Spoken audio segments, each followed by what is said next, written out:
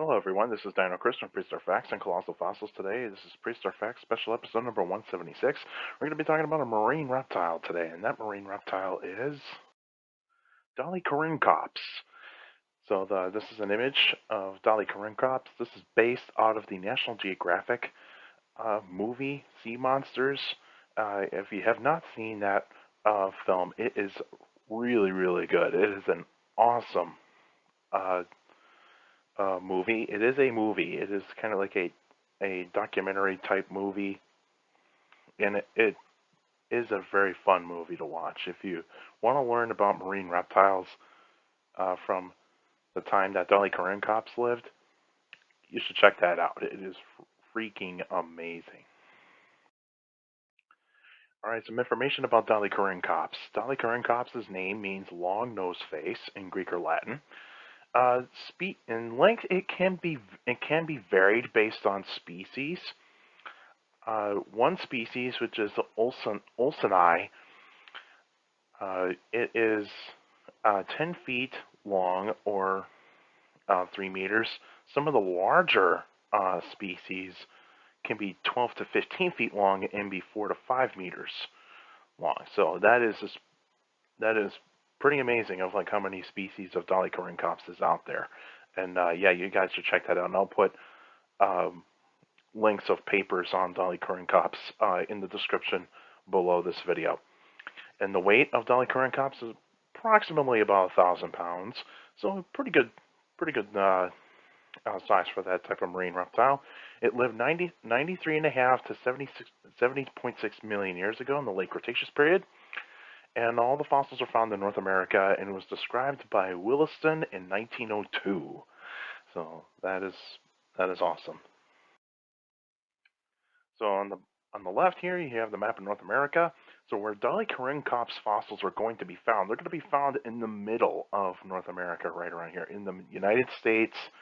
So like in Kansas, Nebraska, I believe there have been some found in Colorado and Oklahoma. I'm pretty sure Texas there have been found some. I think there's one that was found in South Dakota, maybe a bone that was found in South Dakota, but I'm not totally sure. But I'll let you guys figure that out once I learn a little bit more about this animal further down the line on my own time. And then we got the size of Dolichorhynchops right here. This is based off of the Olseni species, so the 10-foot long specimen. Yeah, not a very large animal compared to a human, but yeah, it is pretty cool looking. And here's a skeleton of Dolichorhynchops, and this is Olseni. And yeah, this is an amazing looking skeleton, and there have been complete skeletons that have been found of Dolichorhynchops, and that is pretty cool. More information about Dolichorhynchops. It is part of the Plesiosaura family, and so it is a plesiosaur. And part of the plesiosaur family it belongs to is polycotyloid type of group of plesiosaurs, and these are the short-necked plesiosaurs. So short necks, like in one part of the information of Dolichorhynchops. So these are plesiosaurs that look totally different from their long neck predecessors, or they're the ones that they lived with. And so yeah, that is pretty cool that there's different kinds of plesiosaurs. You got your short-necked, and then you got your long-necked. And so this one, short-necked. And Dolichorhynchops has a long snout based of the name. Dolichorhynchops, long-nosed face. And it's got needle-sharp teeth, of course, short neck. It's got 4 flippers. And speed is a little bit tricky to figure out for extinct marine reptiles. Some estimates have been between 25 to 30 miles an hour, so that's still pretty fast, and it can catch its prey pretty well with that kind of speed. The environment and where Dolichorhynchops lived would have been warm water. Coral reefs were all over the place. No ice caps were around during that time in the late Cretaceous period. And other types of animals were around, like fish, squid, ammonites, sharks, jellyfish, clams, and of course your other marine reptiles. And those are the animals that would be living around alongside Dolichorhynchops. Predators and prey. Let's start off with the prey. Dolichorhynchops would be going after fish, going after squid, and occasionally it would eat its own young. To, like, say, the females would eat the young of other Dolichorhynchops to let their babies able to survive. And then the predators, and of course, there were sharks. Sharks would have a field day trying to catch a Dolichorhynchops. Mainly the young ones. The young ones would be susceptible to shark attack, but some adults can be uh, prey items for some sharks, like Crotoxyrhina. Crotoxyrhina, the Ginsu shark, was around during the time of Dolichorhynchops, a little bit bigger than a great white shark.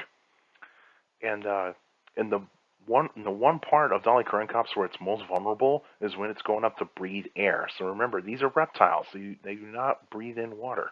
They breathe in air. So Dolichorhynchops can probably hold its breath for just over an hour, and it probably pretty much would be most vulnerable when it's going up for air. And so yeah, Crotoxyrhina would be uh, the shark that would go after the young and also the adults. And of course, the top predator in that time was not Crotoxyrhina, it was Tylosaurus. Tylosaurus was the top predator, a mosasaur that would love to eat Dolichorhynchops. But Tylosaurus were more likely going after prey that is a little bit larger, like the giant sea turtle and Archelon, and maybe some uh, young plesiosaurs, long-necked plesiosaurs, and of course ammonites, but it will go after Dolichorhynchops when it had to. And so, yeah, Tylosaurus would be the top predator, and there's there's not going to be a lot of animals that Dolichorhynchops would fear that much, unless if it's a Tylosaurus. Extinction of Dolichorhynchops is mostly due to climate change, and around 70 million years ago, the Rocky Mountains were beginning to form, and that's when the Western Interior Seaway was retreating. So the Western Interior Seaway was the home of Dolichorhynchops, but once the Western Interior Seaway retreated or drained, there was no chance for Dolichorhynchops to survive in the open oceans. So that was pretty clear of what could happen if it did live in the open ocean. Too many predators, and also there would not be a lot of prey for it to eat around that particular kind of time. And here's a map of North America around 75 million years ago. You can see the Western Interior Seaway, and this is where Dolichorhynchops would be living, right in this seaway. And that's where, and you can see where the states that are filled in with water, and even the provinces where it's filled in with water, that would be where Dolichorhynchops lived. And yeah, so Dolichorhynchops mostly lived in this area uh, around 75 million years ago. So the next episode will be on September 9th, 2021, and there'll be a Q&A episode. So if you got any questions about dinosaurs or any other prehistoric life, feel free to email me at dinochrist71@gmail.com. Please go to my Facebook page, Prehistoric Facts with Dino Chris. Like the page, you actually post your questions in the comments section. Please put them in the comments section. Please don't put them on Messenger. Messenger's for private conversations. So please make sure you put your questions in the comments section. And also for YouTubers out there, feel free to like the videos, subscribe to the channel, and also share the channel, share the videos to anybody that's interested in dinosaurs or any other prehistoric life. And also stomp on that bell so that way you can get weekly notifications of every video that comes out. And also feel free to put your questions in the comments section because I do read them all. Your questions do mean a lot in those Q&A episodes, so feel free to do that. And yeah, your questions do matter. And so yeah, feel free to put your questions in the comment section and make sure you keep your questions short and to the point. You can also follow me on Instagram at dino.chris.pf. I post pretty cool stuff on there. You can also follow me on Twitter at CSGRALL. That's my Twitter page. I post pretty cool stuff on there as well. Also, take care of people around you. Notice if you're younger people out there that makes a listen, your parents, your teachers, and your guardians. It's the best motivation you could have for good education. It's very important to have a good education. So with a good education, you can do a good job in the future. And also, in this kind of time, if you're not vaccinated, please wear a mask, social distance, wash your hands, because it is very, very important. And also, if you're not vaccinated yet, please get vaccinated, because it is very important to reduce the spread of the virus and also to make sure we can get closer to the normal that was pre-pandemic. And so, yeah, if we can get back to that, that'll be awesome, and we all want that. And also, feel free to check out Colossal Fossils. I'll put a link in the description down below so that way you guys can check out the website. And also, if you want to donate, feel free to donate as well. You just hit the donate tab, and you can donate as much as you want to Colossal Fossils. We're going after T-Rex, and if you want to help us get the money raised for a T-Rex, so that'll be awesome. Feel free to do that. Donate as much as you want to help us get to the goal of getting a T-Rex for our collection. That's it for now, and I'll see you guys next time.